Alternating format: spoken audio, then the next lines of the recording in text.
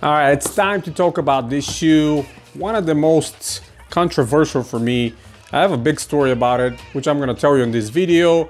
I decided to grab this one because it was on deep discount, not as deep as much as I wanted to be.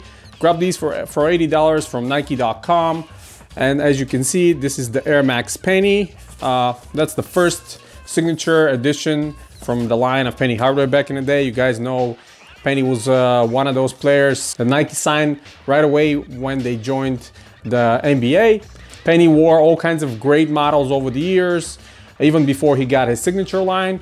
And when he got his signature line, this is the first shoe that came along. Unfortunately, that's not the original colorway, and I don't know what Nike are marking this one as black and white, because there's definitely a lot of red accents on this one. $160 retail price. Trust me, don't pay that money ever, especially for the way these shoes are made.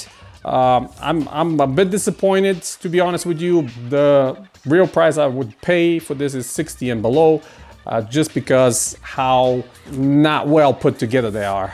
Materials, everything else, they don't feel like they're supposed to.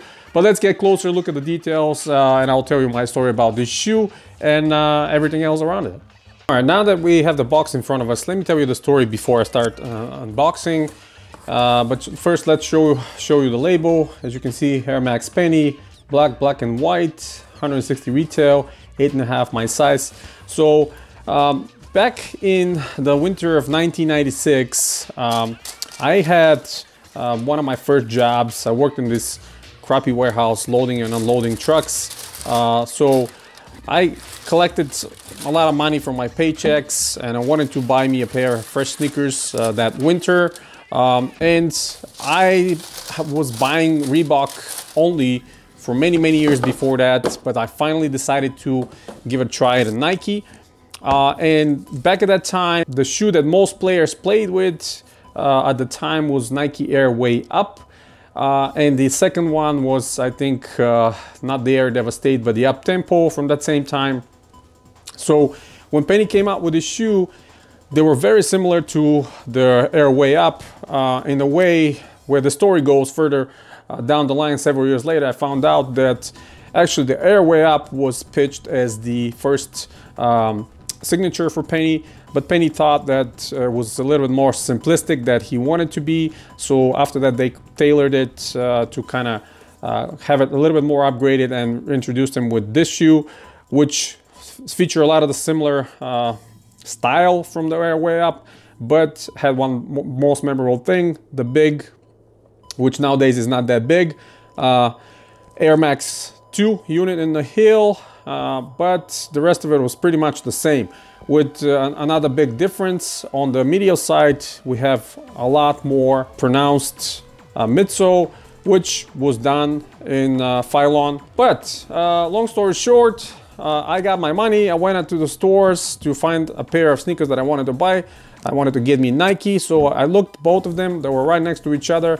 Obviously, I was looking at the original Orlando, you know, black and blue pair, and I liked it a lot. The way it looked, I put them on feet, and something was awkward about them. And I now remember putting them on feet and feeling that my foot is kind of caged inside the midsole because of this medial side and this lateral side. And then I tried the same with the Air Way Up, where this was not that pronounced. It was just normal midsole. The wing was you know, coming up to here, and that was a normal midsole, so they kind of felt a little bit better on my feet. Price also helped. These were a lot more expensive at the time, so I decided to go with the Air Way Up. Wore them for many years. I absolutely love that model. It was one of my favorite Nike models from the time, and almost wore it to the ground basically. And one of my best friends had that shoe, so kind of had a chance to spend a time with it, you know, sort of way. But all I remember from back in those days, that this shoe was a lot better than what it is right now. So now on to the retro. This specific one, from pictures, they look great. If you look on some of the promo shots from Nike, you'll be like, wow, this shoe is great, this colorway is great, it's simplistic. But when you get closer, it is a lot cheaper than what you would think. They put like the cheapest of all cheap synthetic leathers right here as a base. which is absolutely horrible and thin. Then this synthetic suede, they try to mimic a long hair suede, but it's all fake, I would say. I mean, it's so synthetic that immediately when you touch it, you feel it. It's rougher. It's not like the genuine suede.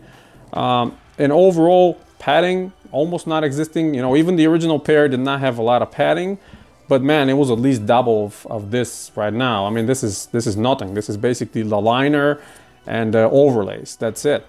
Nothing really to write home about. You know, the red color hits are great. I like it. We have reflective color here and reflective piping around. That's all fine. This is reflective on the tongue where the Nike swoosh is. But one of the best things about this shoe back in the day was the tongue, that it was mimicking the Orlando uniform, which I really liked. And now we have, you know, just a normal mesh tongue. You know, it's really nothing crazy, to be honest with you. It's just, on pictures they look great. I really wanted to grab them. And this, you know, white, red, and black outsole was nice. One of the other negatives that veered me off of this shoe and many other Nikes at the time was this on pictures. And if you keep them new, this is great. You see that, you know, Nike Air written down on the unit.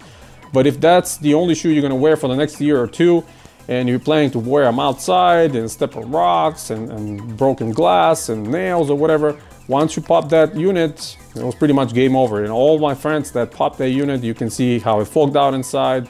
You know, some of them fill it up with silicone and all that stuff. But if you spend all that money and these are the only shoes, you want to be protected. So the air way up, this was covered.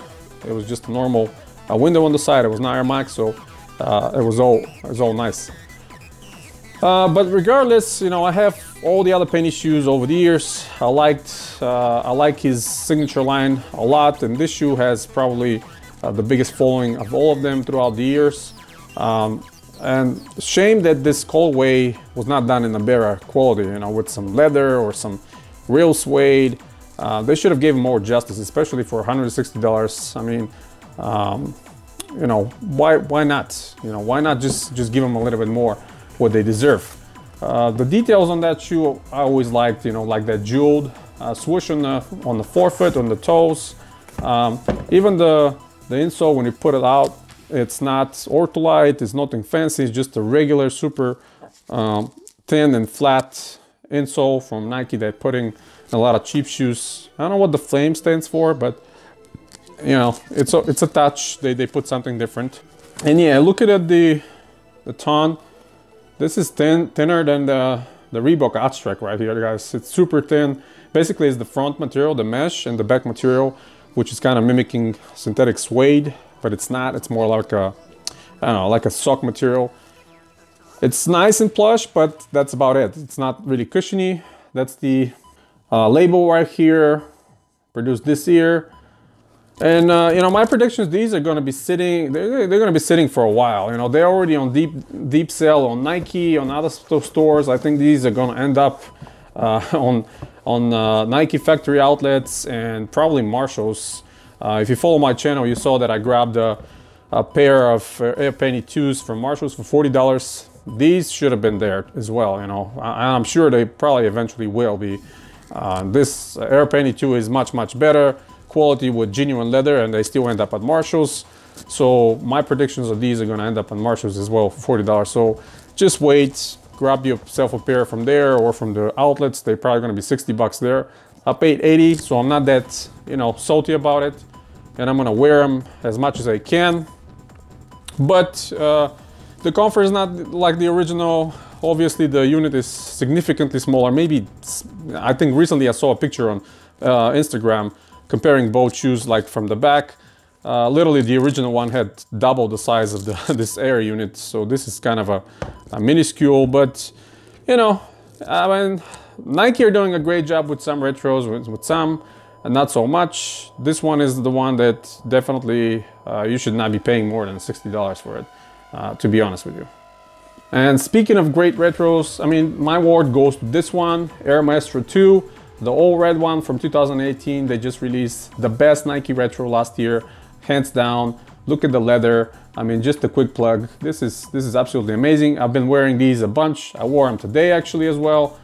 Awesome, awesome pair. I doubled up on these because they're so great. This is how retros should be done, and not like these, unfortunately, but hey, you know, it is what it is. Again, I grab them on discount. If you guys see them for 60 and below, grab yourself a pair. Great colorway, not so great materials and execution, but that's something we come to expect from Nike. That's pretty much it, guys. Till next time, you have a wonderful day, and I'll see you on the next one.